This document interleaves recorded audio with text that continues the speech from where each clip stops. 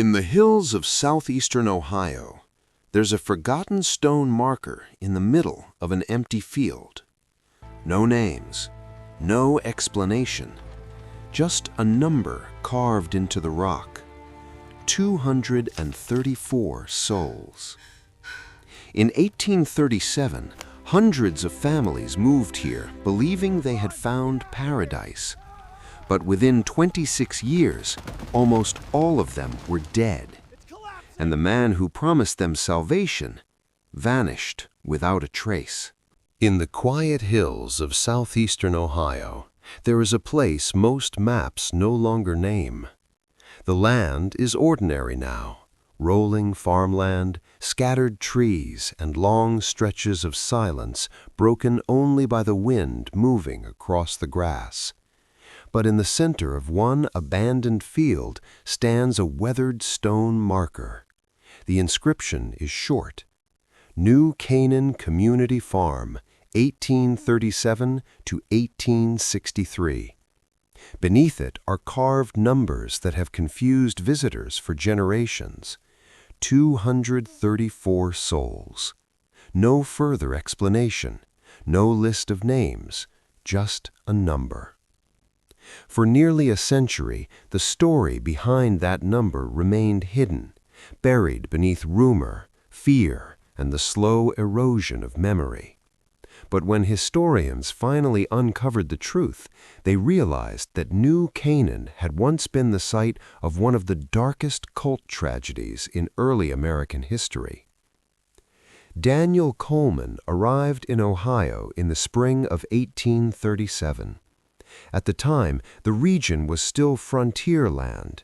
Dense forests surrounded scattered settlements, and many families lived isolated lives far from established towns. For people struggling through harsh winters and uncertain harvests, faith was often the only stability they had. Coleman understood this better than anyone. He was a tall man in his early 30s with calm voice and piercing eyes that seemed to hold unshakable certainty. He claimed he had received visions. According to Coleman, God had shown him a sacred valley in Ohio where a chosen community could build a new Eden on earth, a place free from sin, a place where true believers could prepare themselves for the coming judgment of mankind. He called this future sanctuary New Canaan. The idea spread quickly. Frontier families were tired of loneliness, hardship, and fear.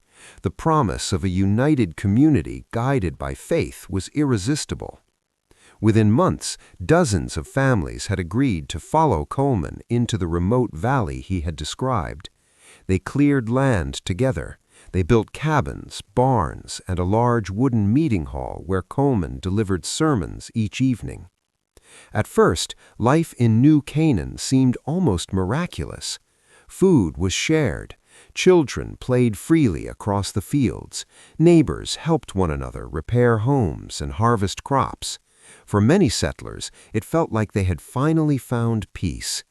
But as the months passed, subtle changes began to appear. Coleman slowly began introducing stricter religious rules. He told his followers that God demanded complete obedience from those chosen to build the new paradise. Private property was forbidden. All food, tools, and belongings had to be placed under the authority of the community. Marriage required the approval of Coleman himself. Families were encouraged to confess their sins publicly during nightly gatherings. At first, the settlers accepted these rules as spiritual discipline, but Coleman's influence grew stronger with each passing year. Soon, no decision was made without his approval.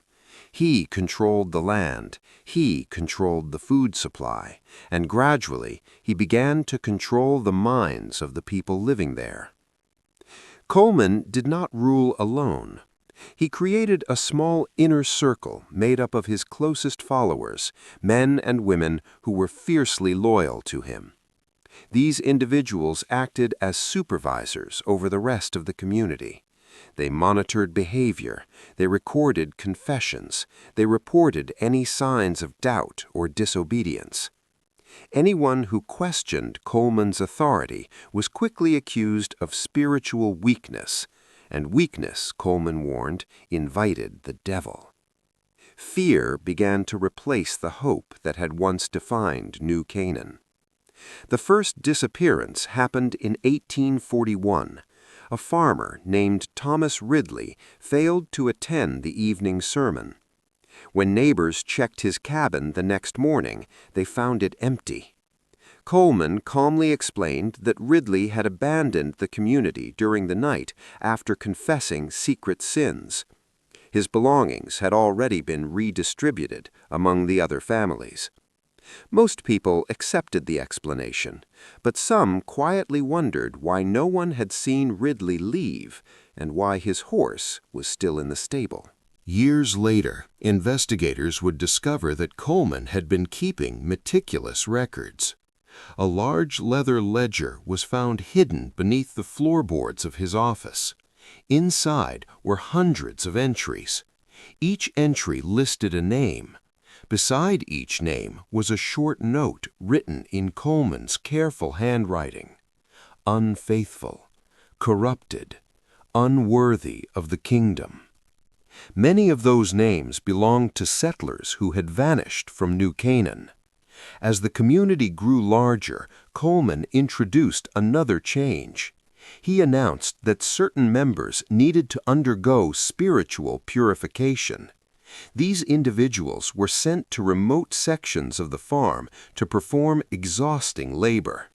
They worked from sunrise until nightfall, clearing forest, digging irrigation trenches, building additional storage barns.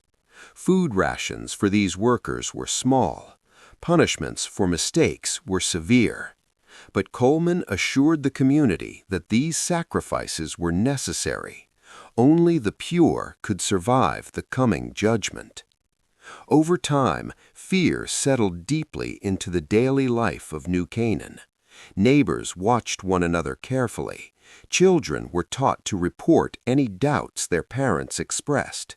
Even casual conversation became dangerous because anyone might repeat your words to Coleman, and once someone appeared in the secret ledger, their future inside the community was uncertain. In 1858, a new family arrived at New Canaan. Among them was a woman named Abigail Turner. Abigail had lost her husband during a cholera outbreak and traveled west with her young son in search of stability. At first, she believed Coleman's promises like everyone else, but Abigail possessed something the community had slowly lost. She asked questions. She noticed the empty cabins left behind by vanished settlers. She noticed how Coleman's closest followers always seemed well-fed, while others struggled. And one evening, while delivering supplies to Coleman's office, she discovered something that changed everything.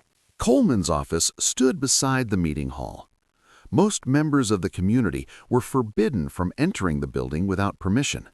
But that night, the door had been left slightly open.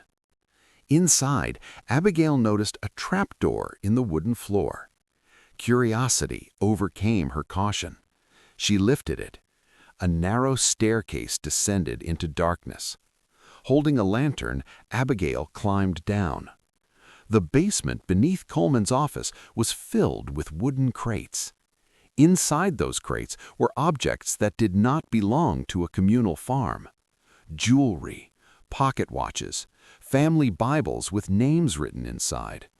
Dozens of personal belongings clearly taken from settlers who had once lived in New Canaan.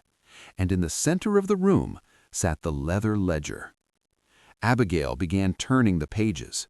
The names went on for years, hundreds of them. At the bottom of many entries, one word appeared again and again: removed.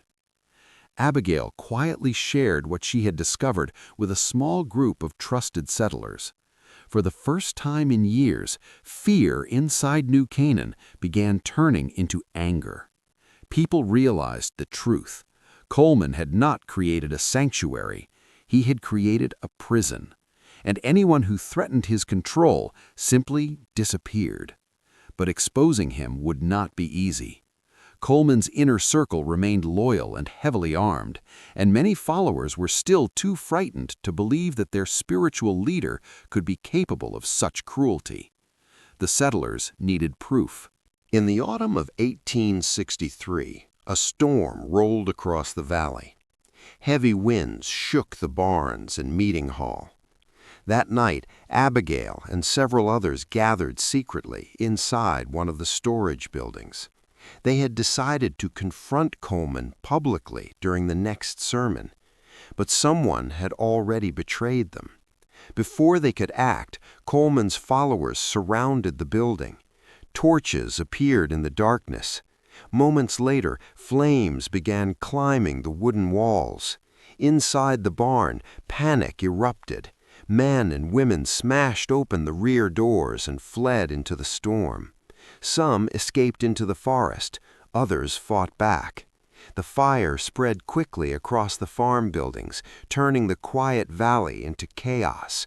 When dawn finally arrived, much of New Canaan had been destroyed.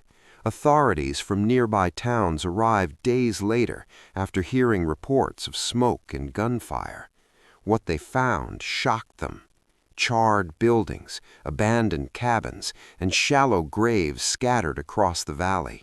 Some graves contained one body, others held several. Many had no markers at all. Investigators eventually estimated that over 200 people had died during the 26 years New Canaan existed, some from starvation, some from forced labor, and others from violent punishments carried out by Coleman's inner circle. Daniel Coleman himself was never found. Some believed he died in the fire, others believed he escaped into the wilderness. His body was never recovered. Today, very little remains of New Canaan. The farm buildings are gone. The meeting hall is long buried beneath soil and grass. But locals still avoid the valley after sunset. Some claim the wind carries strange echoes across the fields. Others say lantern lights sometimes appear near the old stone marker when the fog rolls in. Whether these stories are true or simply the imagination of those who know the history, no one can say.